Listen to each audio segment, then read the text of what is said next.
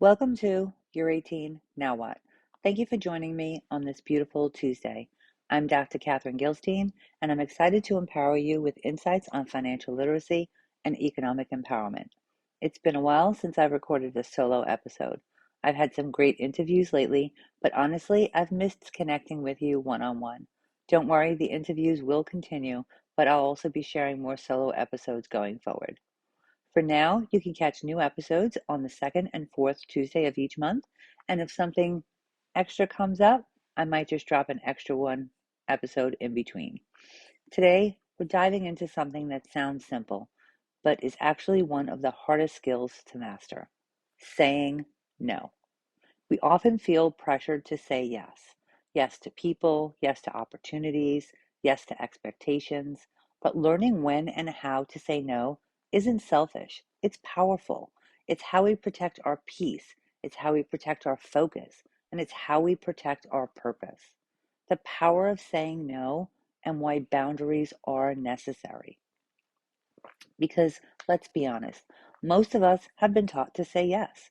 Yes to opportunities, yes to helping others, yes to anything that might make people like us.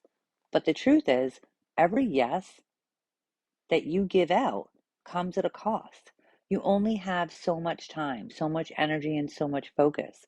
And if you spend it all saying yes to everything and everyone, you leave nothing for yourself. So today, we're talking about the power of saying no and how it's not about shutting people out, but about protecting your peace, your priorities, and your purpose. So, why does saying no feel so hard? We all want to be liked. We don't want to disappoint anyone. We don't want to let anyone down. And sometimes saying no just feels mean. But the reality is, saying yes when you really want to say no, it's kind of like a form of self-betrayal. You end up overcommitting. You end up underperforming, feeling drained, all to avoid a moment of discomfort. Think about it. Have you ever said yes to something and immediately regretted it? Maybe you agreed to hang out when you needed rest, or took on a project that didn't align with your goals. That sinking feeling, that's your intuition reminding you that you crossed your own boundary that you had set for yourself. So, what happens when you start to say no? When you start saying no with intention, things shift. At first, people might not like it, and that's okay because they're used to you being available. But over time, you'll notice something amazing. You'll start to feel lighter. You'll start to feel more focused. You'll start to feel more confident because no isn't a rejection. It's more of a redirection. You're not saying no to others. In the process, you're saying yes to yourself. You're saying yes to your goals. You're saying yes to your peace. You're saying yes to becoming the kind of person who really honors their time and their values. So the shift is how to say no without feeling the guilt. So let's be real. Saying no doesn't always come easy. So there are a few ways to make it feel a little bit more natural. You want to keep it simple. You don't need to justify or over explain, but you could simply say, I can't commit to that right now, or that doesn't work for me. Those should be enough.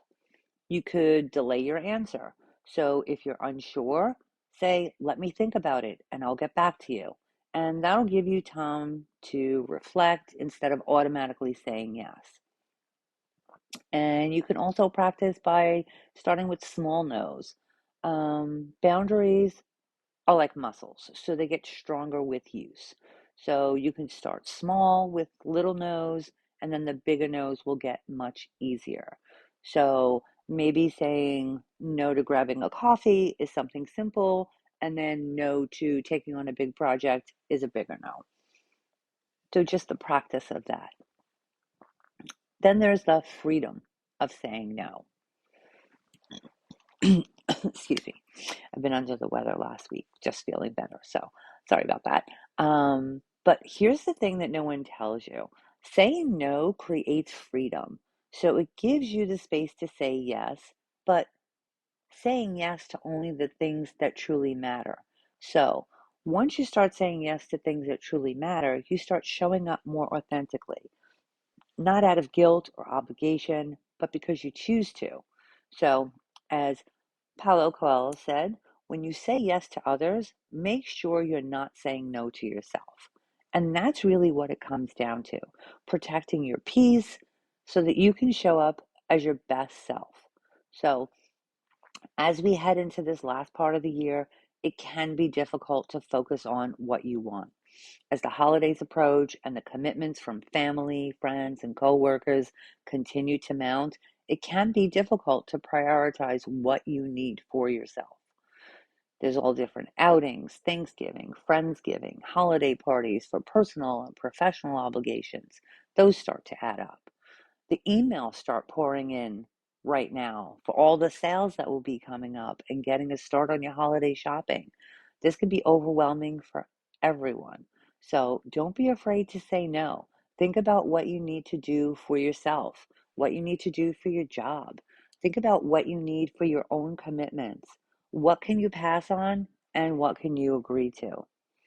So, if there's anything that you take away from today's episode, let it be this. No is not negative. No is not rude. No is not selfish. No can be necessary. So saying no is how you make room for what's truly meant for you because your time, your energy, your focus, they're all sacred. You deserve to spend them on what actually moves you forward. So if it's not something that's going to positively impact you or positively help others, say no.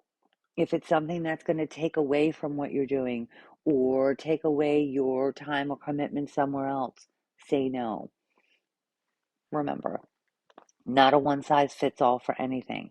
So visit my website, set up some time with me to help you create a personalized action plan based on your current situation. So no matter where you are in your career, you deserve to have representation. Be open to learning, be open to listening, ask questions. What more do you want to know?